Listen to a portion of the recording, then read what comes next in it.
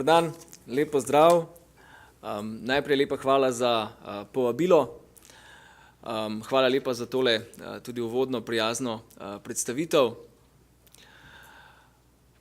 Naj povem najprej, zakaj sem danes pravzaprav tu. Na strankarske dogodke načeloma ne hodim. Pa vendar sem danes tu, ker ostajam zvest temu, kar verjamem kot pravnik. In sicer kot pravnik, ki se ukvarja z javnim pravom. Naloga pravnikov, ki se ukvarjajo z javnim pravom, je tudi ta, da poskrbijo po svojih najboljših močeh ne samo to, da dobro upravljajo svojo nalogo v slonokoščenem stolpu akademije, ampak da v javni sferi, v polju družbenega opozarjajo na tisto, kar je narobe, in opozarjajo na tisto, kar bi moralo biti prav. Sam to počnem, tisti, ki me poznate, iz študentskih krogov, med svojimi študenti. To počnem tudi v širši slovenski družbeni sferi skozi publicistično dejavnost. Danes pa sem prišel še vam povedati tisto, za kar ste me pravzaprav povabili. Prišel pa sem vam povedati tisto, kar menim, da je prav, in vam to dajem, kot bi rekli Angleži, na voljo po sistemu take it or leave it. Vzemite ali pustite, naredite s tem, kar vi menite, da je prav. Je pa vloga političnih strank, in to vedno znova poudarjam tudi svojim študentom, v sistemu, ki se mu reče demokracija, ključna. Če imamo demokracijo, je edini način, da se ideje prelijejo v prakso skozi demokratični politični postopek, katerega hrbtenico predstavljajo politične stranke. In zato sem danes, ker ste me že povabili, prišel sem, da povem, kaj jaz menim, da je prav, vam pa prepuščam na razpolago, da skozi politični proces, skozi volitve, skozi parlament, v katerem ste in boste, poskušate te ideje, če vam bodo blizu, tudi institucionalizirati in implementirati. Ideje, o katerih bom govoril, že nekaj časa rasejo z menoj, na neki afinitetni ravni, kot nek hobi.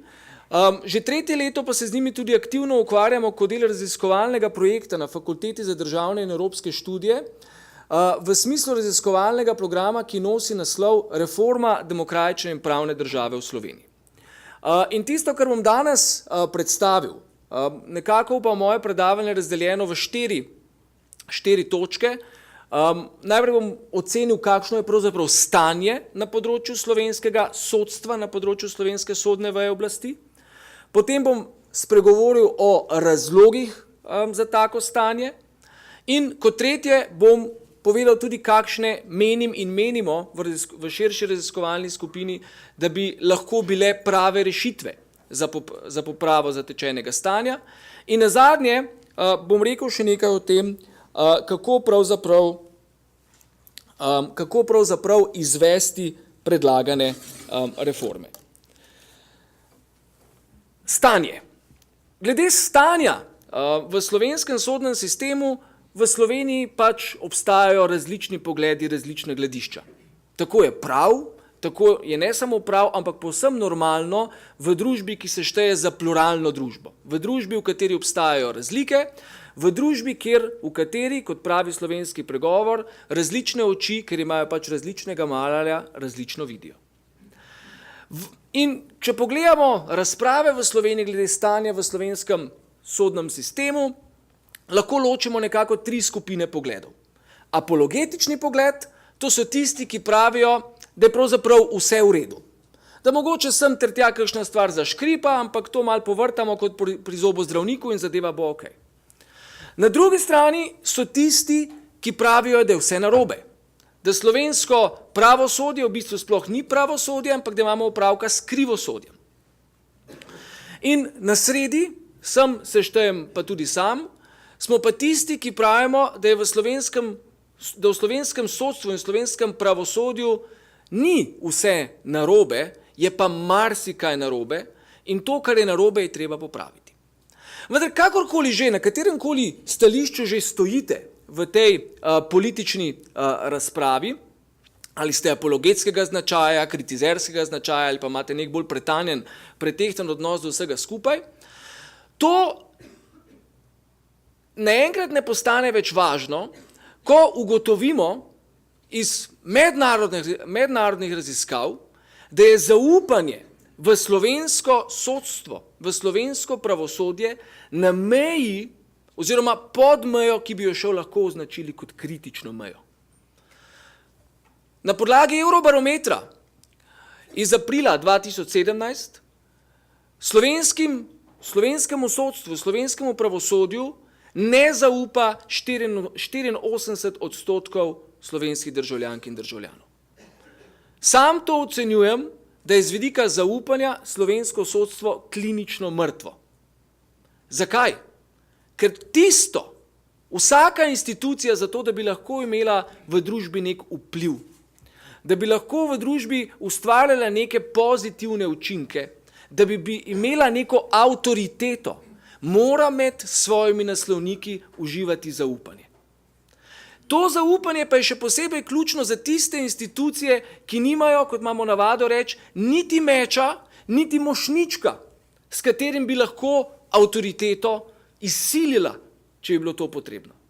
Vse, kar imajo sodišča, vse, kar imajo sodniki, vse, kar ima pravo, je avtoriteta, ki izhaja iz zaupanja ljudi v pravo, sodstvo, pravnike in njihove odločitve. In ko je enkrat zaupanje na tako katastrofalni ravni, kot je slovenska, je potrebno nekaj narediti. Kaj je treba narediti? Najprej se je treba zelo pretanjeno, zelo poglobljeno vprašati, kaj so pravzaprav razlogi za tako stanje. Sam razloge za tako stanje vidim nekako v povezavi, razlogi so v bistvu zgodovinski, so sodobni, so normativni in so organizacijski. Zgodovinskega vidika, in zgodovina prav je, da gledamo v prihodnost, kot je povedal vaš predsednik, tudi sam gledamo v prihodnost, sploh mladi ljudi gledamo radi v prihodnost, ampak prihodnosti ne moremo ustvarjati, če ne razumemo sedanjosti in zlasti, če se nismo naučili iz napak preteklosti, tako da napake iz preteklosti popravimo. In problem na področju prava, problem na področju sodstva, problem na področju pravosodja v Sloveniji je, da nismo zadosti se naučili in še manj popravili tistega negativnega zgodovinskega konteksta, katerega del smo bili. Pred letom 1991 je v Sloveniji obstajal komunistični sistem, ki je bil totalitaren. In ta je na področju sodstva in pravnikov pustil številne negativne posledice. V normativnem smislu sodstvo ni bilo neodvisna veja oblasti. V prejšnjem sistemu smo imeli enotno organiziranost oblasti, sodniki in sodnice, od njih se ni pričakovalo, da bodo neodvisni, od njih se ni pričakovalo, da bodo nepristranski in tudi zato in prav zato njihov mandat ni bil trajen. Ker če so bili preveč neodvisni ali pa nepristranski, je pač njihov mandat potekal. Nadzor nad sodstvom je v političnem in kadrovskem smislu, kadar tudi v smislu vodstvene funkcije znotraj sodstva, pač izvajala ena sama stranka, ki je bila takrat dopustna in ki je izvajala pač strankarsko-politični monopol. In vse to je v sociološkem smislu in ta sociološki smisel, kot bom ves čas poudaril tudi proti koncu svojega predavanja, je najbolj pomemben. To je v sociološkem smislu pustilo na slovenskih pravnikih, na slovenskem pravu neko posebno formo mentis in nek poseben modus operandi, ki ga je izjemen hrvaški profesor prava, dr. Alan Uzelac, upisal kot pravzaprav neko novo pravno družino. On je govoril, da so zlasti države na področju nekdanje Jugoslavije zgradile tako imenovano tretjo socialistično pravno tradicijo. Kaj je zanjo značilno?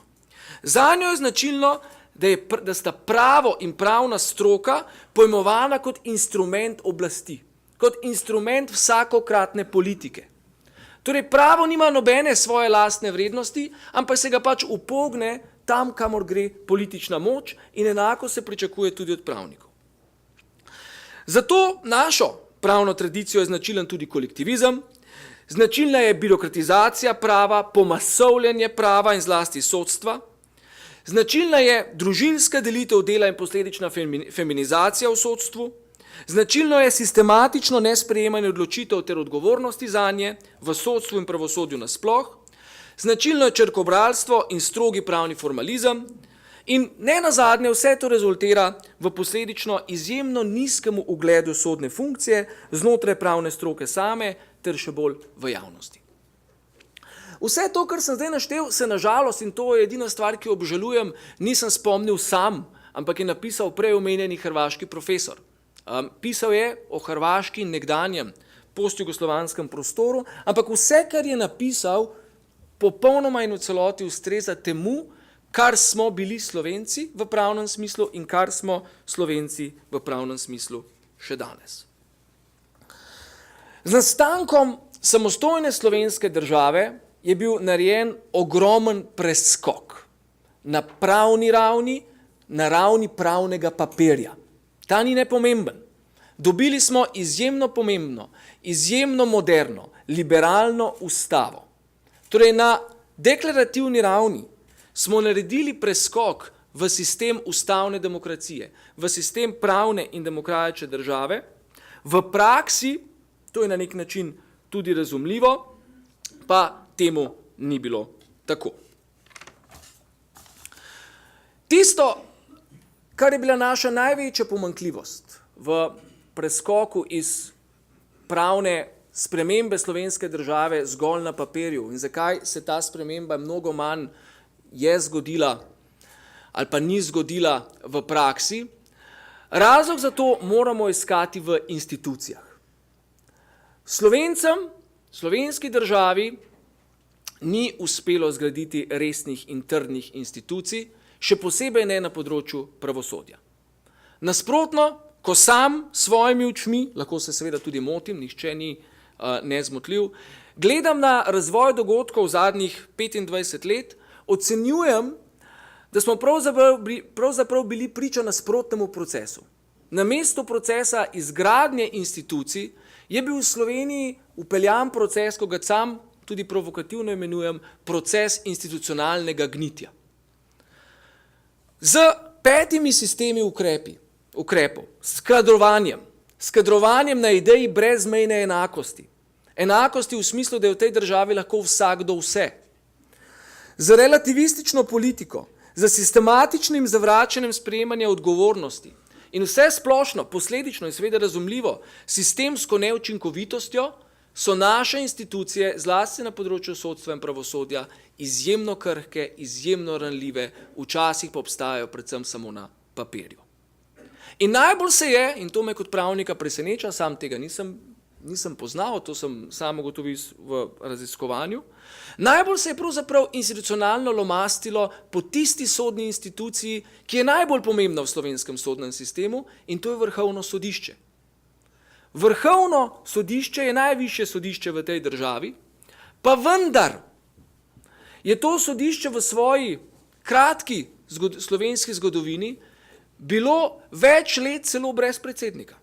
3-krat se je zgodilo, da Vrhovno sodišče v nekem normalnem času ni moglo priti do predsednika. Najprej, prvič je bilo brez svojega predsednika za 3 leta, drugič za 9 mesecev in ne nazadnje tudi za nekaj mesecev. Tisto, kar pa preseneča, da pa kljub po nastanku samostojne slovenske države, po sprejemu moderne slovenske ustave, je pa še do leta 1993 predsedovala Slovenskemu vrhovnemu sodišču gospa Franska Strmole, ki je bila članica komunistične partije in je bila torej tudi zadnja predsednica Vrhovnega sodišča v komunističnem sistemu. Tu se je torej takrat naše sodstvo odločilo za popolno personalno kontinuiteto. In to je z vidika nekoga, ki na to gleda danes zgodovinske perspektive, z nekoga mladega pravnika, z nekoga, ki verjame, da mora, če želi država narediti diskontinuiteto med prejšnjim nedemokratičnim režimom in novim demokratičnim režimom, je taka personalna kontinuiteta nekaj izjemno presenetljivega in seveda nekaj izjemno negativnega.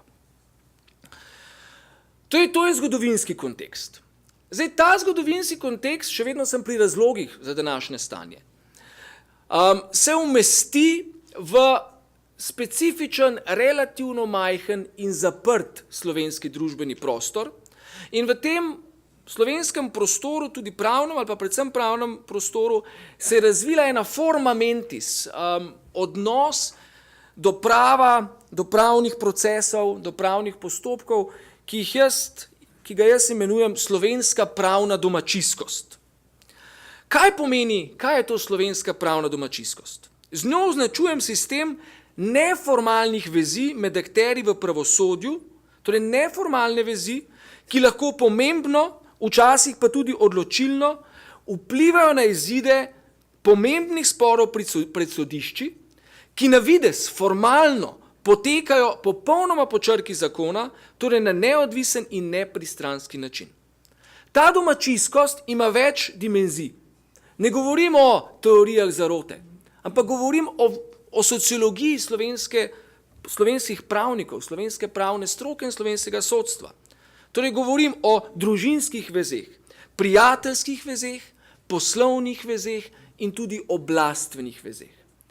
Te vezi, če bi bili mi v neki normalni državi, kjer bi se dalo nekaj na profesionalno pravno integriteto, bi bil njihov obstoj nekaj nesprejemljivega. V Sloveniji pa je to nekaj povsem običajnega, nek del naše mentalitete, ki jo bolje poznamo pod imenom zrihtati. Tako kot si zrihtamo v gospodarstvu, v politiki, si zrihtajo tudi v pravosodju. Zakaj je ta pravna domačijskost? Dajmo razumeti, zakaj se ta pravna domačijskost pravzaprav sploh vzpostavlja. Kaj rabite, da nastane? Potrebujete relativno majhno strokovno skupnost pravnikov, torej majhen krog, majhno pravno elito, nizko ponotranjenost profesionalne etike, to vse skupaj porodi cehovsko solidarnost namesto sankcij, namesto sankcioniranja napačnih ravnanj, toleriramo tiste, ki delajo napake v strahu, da ne bomo še mi na vrsti, ko bomo mi naredili napako, nihče pa ni nezmotljiv. In še nekaj je bilo pomembno v tej domačijskosti, relativno svetovno-nazorska homogenost deležnikov in občutek ter praksa, da smo čedalje bolj tonili v neko umazano skupnost. Nekaj, kar strokovnjaki na Poljskem imenujejo dirty togetherness. To sta torej zdaj že dva razloga. Zgodovinski kontekst, slovenska pravna domačijskost in potem sodobni kontekst. V sodobnem kontekstu slovenske države se je na področju sodstva, na področju reforme sodstva naredilo ogromno napak. Naredile so se kadrovske napake, naredile so se organizacijske napake, sploh pa je bil sam pristop napačen. Mi smo, tudi to je posledica našega pravnega formalizma, nekako mentalni dediči nečesa, kar jaz imenujem legalistična naivnost. V tej državi so vsi prepričani, da če sprejmete nek zakon, ste že izvedli reformo. In mi smo sprejeli celo kopice reform na področju pravosodja. In moj stanovski kolega, obstoječi minister Goran Klemenčič, je tudi tekom svojega mandata povedal, da bo sprejel predlagal spremembe 13-15 zakonov in da bomo na tak način prišli do pravne države. Ne bomo prišli. Bom proti koncu povedal, zakaj ne. In še ena stvar, ki je ključna za današnji sodobni kontekst. Sodstvo se je, drugače kot v prejšnjem sistemu, končno zavedlo, da je vendarle neodvisna veja oblasti. Vendar pa je to razumevanje implementiralo na napačni podlagi. Pri nas sodstvo nastopa kot neodvisna veja oblasti, kot kolektiv, napram drugima dvema vejama oblasti in napram včasih razjarjeni javnosti. Vendar kolektivno neodvisno sodstvo, torej da se sodstvo ponaša s tem, da je neodvisna oblast, ni tisto, kar zahteva slovenska ustava. Slovenska ustava seveda zahteva, da je sodstvo neodvisna veja oblasti, vendar predpostavlja, da bo sodstvo neodvisna veja oblasti, če bo sestavljeno iz neodvisnih sodnikov posameznikov. Sodstvo bo toliko neodvisno, kolikor bo neodvisen vsak sodnik posameznik v tem sistemu. In neodvisnost posameznika je pa odvisna od česa? Od tega, kaj on zna, kako strokoven je, kakšen je njegov meritokratski značaj in kakšna je njegova profesionalna integriteta. Če imate vi sodni sistem napolnjen z neodvisnimi, zato strokovnimi, profesionalno integritetnimi sodniki, bo tak sodni sistem bil kot firewall, kot požarni zid, zaščiten pred vsakršno politizacijo. Ker sodnik, ki da neki nase, ki ima neko strokovno znanje, se ne bo spustil v politične rabote. Če pa sodstvo ni tako, če je pa sodstvo drugačno, če je sodstvo pomasovljeno, če je sodstvo bolj podobno neki birokratizirani tvorbi, če sodstvo sestavlja 1000 in še nekaj, ali pa nekaj manj, se ne vem, brezimnih sodnikov, ki skrivajo svoje obraze pred javnostjo, potem pa je tak sistem porozen, odprt za politizacijo. In slovenski sistem je, kot sem že dejal, mi imamo opravka z birokratskim konceptom sodstva, z birokratskim konceptom sodstva, v kateri je neodvisnost zagotovljena na kolektivni ravni, nikakor pa se ne spodbuja nasprotno, tisti, ki delujejo v sodstvu, to povedo, pa so zato grajani, zatira se neodvisnost posameznih sodnikov. Slovenski birokratski sodni sistem deluje tako, kot se predpostavlja od birokracije.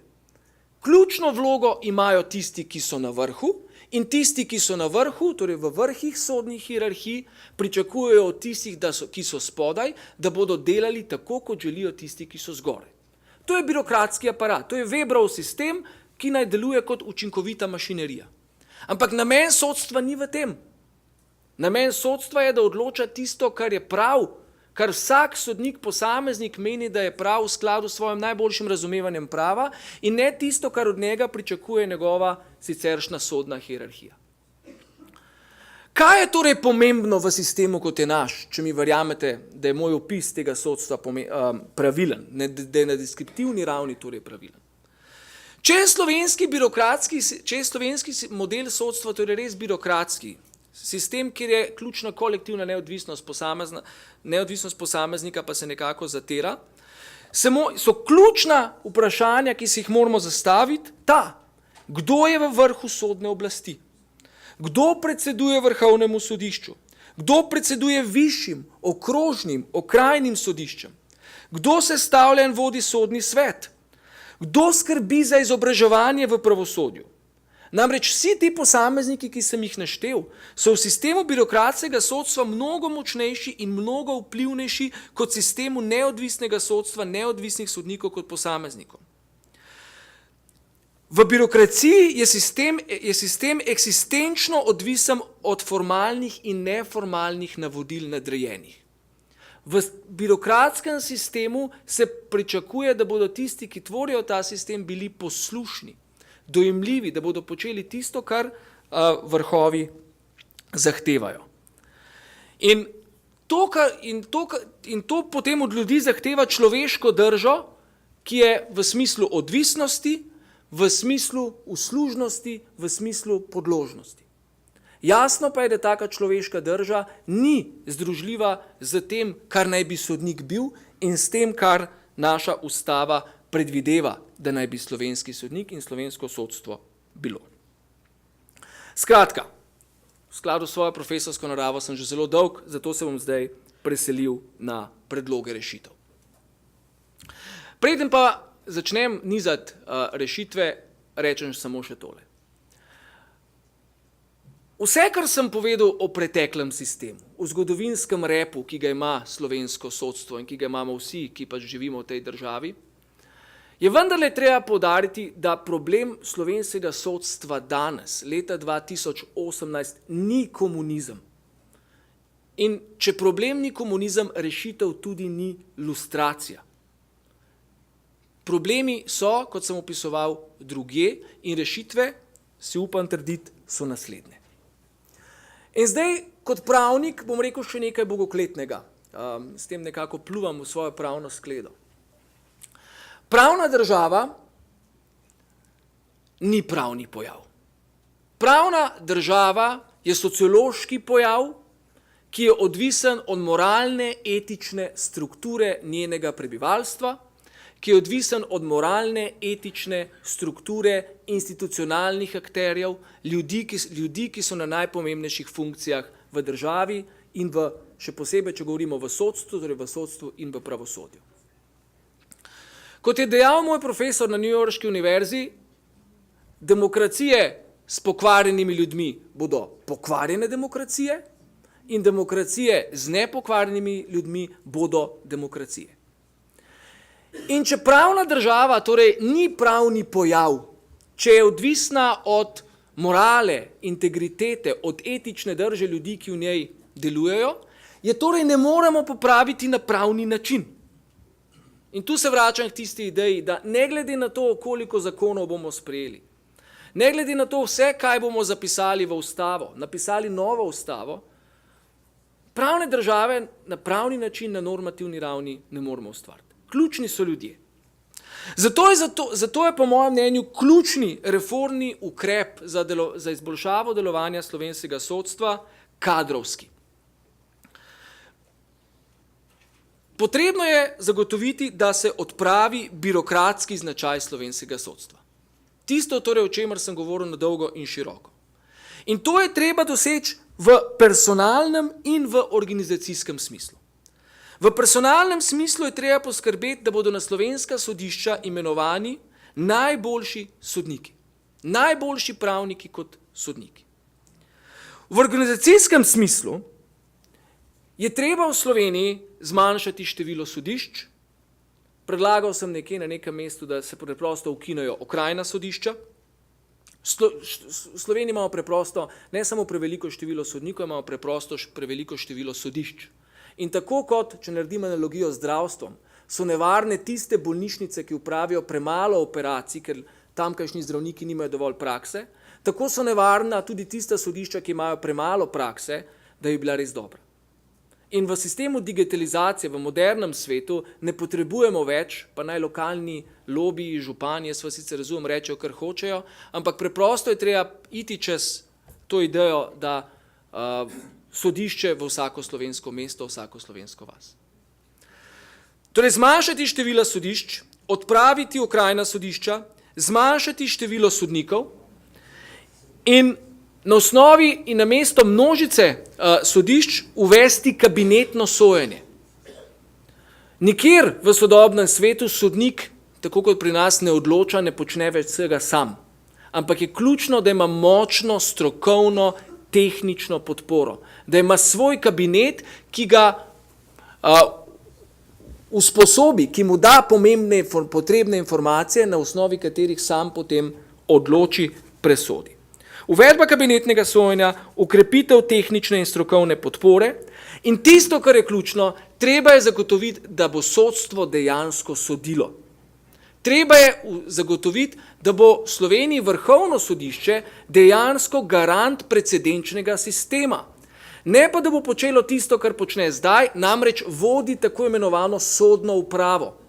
Sodna uprava, uprava v sodstvu sodi na Ministrstvo za pravosodje. Sodišča pa naj sodijo. Kadri. Za kadri morajo od nekje priti. Tisto, kar imamo zdaj, pač imamo. Kadrov se ne da narediti čez noč. Vendar je pa treba začeti na njih delati. In za kadre potrebujemo izobraževanje. V Sloveniji imamo okostenel, zastarel, predpotopen sistem pravnega izobraževanja.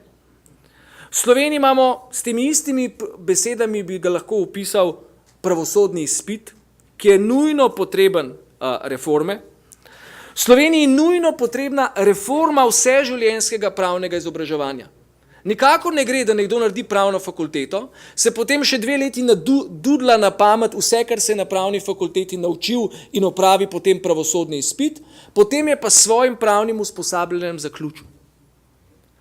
Tako v zasebnem sektorju, v odvetništvu in še bolj v javnem sektorju, v pravosodju, na področju sodstva, tožilstva, potrebujemo konkreten sistem vseživljenjskega pravnega izobraževanja.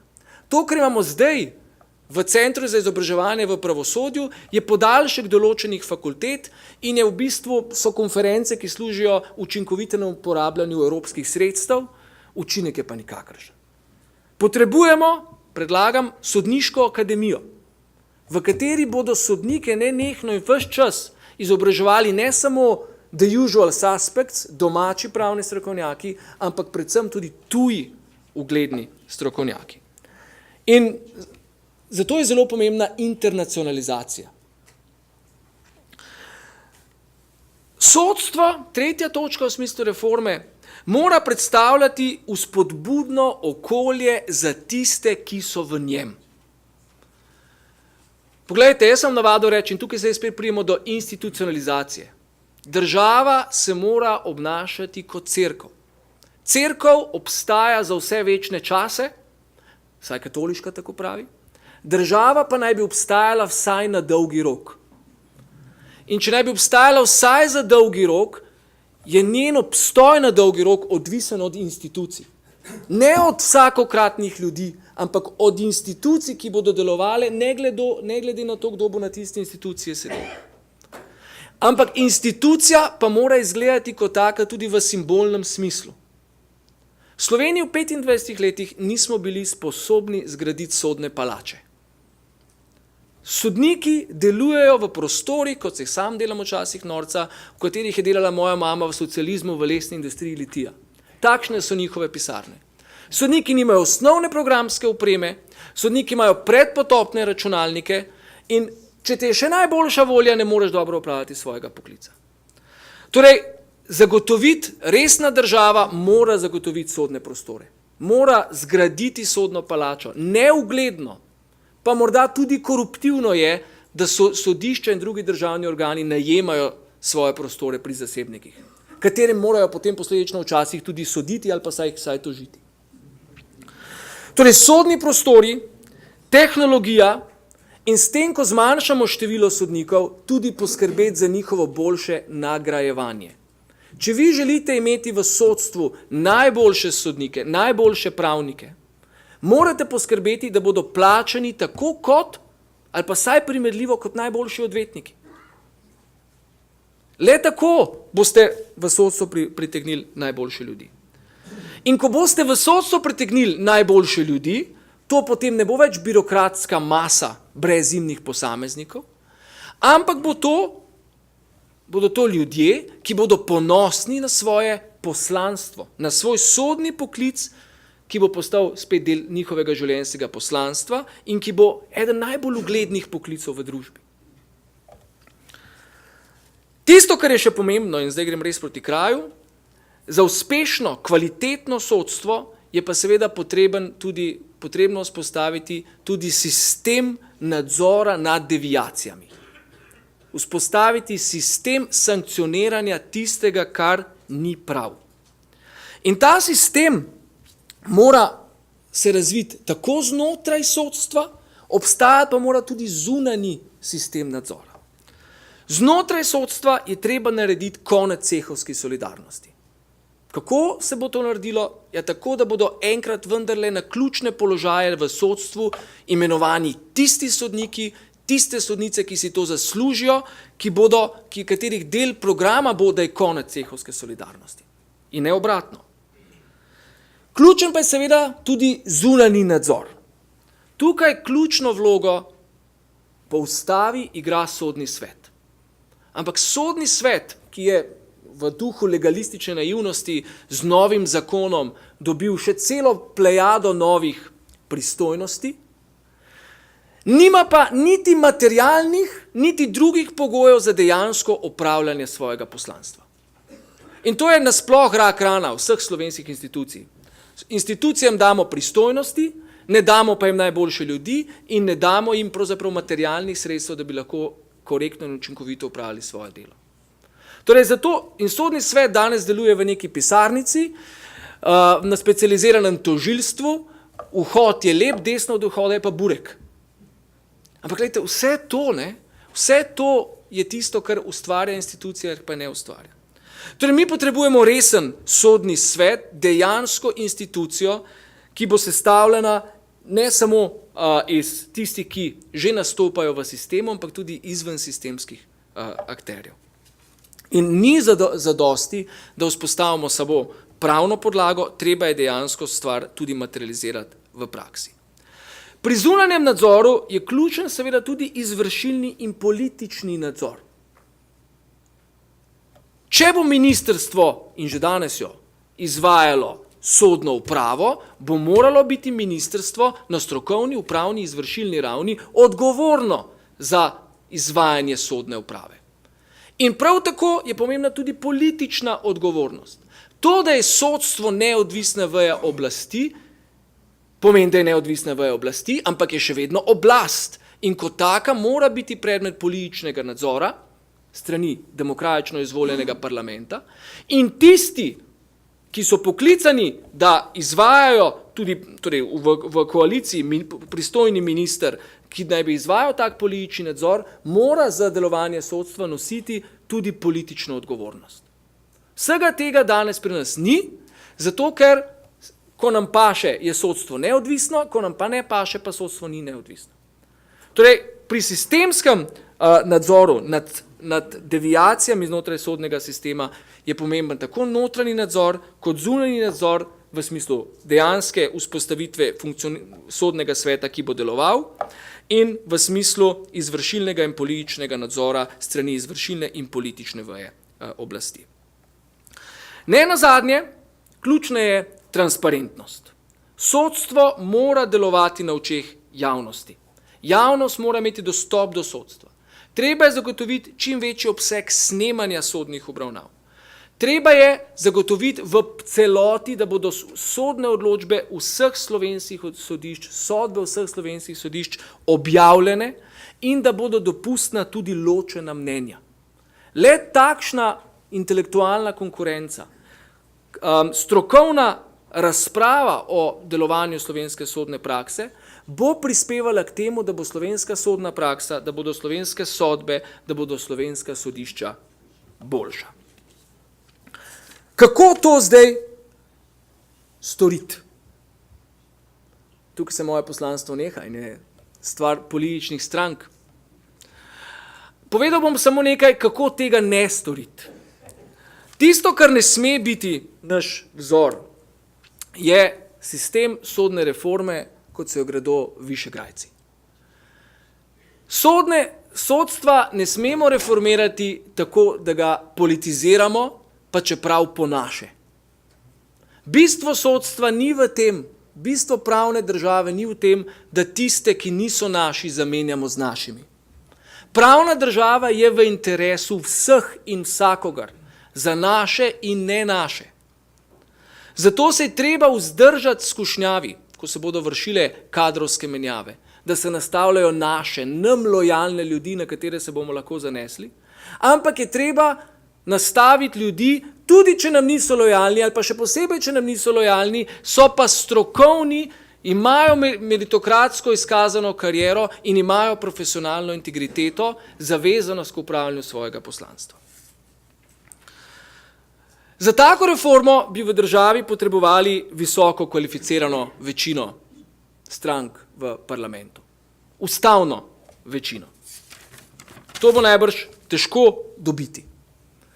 Kljub v odsotnosti take večine, pa vendarle menim, da je naloga vsake stranke v tej državi, ki se gre za stvar, in pravna država je stvar, ker je to v interesu nas vseh, da se na vse kriplje prizadeva vzpostavljati konstruktivno ozračje.